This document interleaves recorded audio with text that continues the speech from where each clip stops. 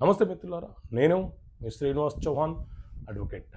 మిత్రులారా, ఏ సందర్భంలో వీలునామా అనేది చెల్లుబాటు కాకుండా అయ్యే అవకాశం ఉంటుంది? సో మిత్రులారా, వీలునామా అనే పదాన్ని ఇండియన్ సక్సెషన్ యాక్ట్ 1925లో విశదీకరించినారు.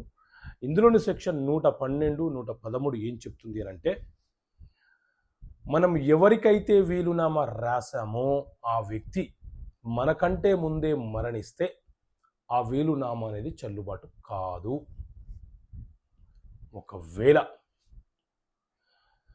అదే సెక్షన్ 113 ప్రకారంగా మనము వీలునామాలో పలానా వ్యక్తి జీవించి ఉన్నంత కాలం అనుభవించాలి అని రాశాము.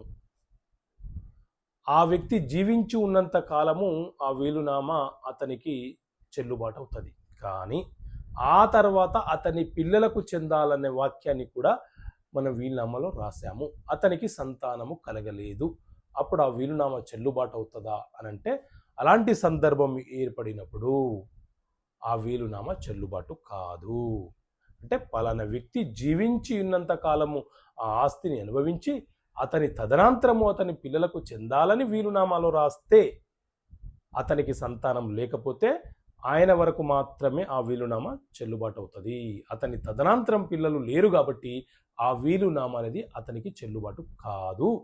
కాబట్టి ఎవరైతే వీలునామా రాసిన వ్యక్తి ఉన్నాడో తిరిగి వారికి సంబంధించిన సంబంధికులకే, బంధువులకే, వారసులకే ఆ ఆస్తి సంక్రమణ చేయవచ్చు, జరుగుతుంది కూడా.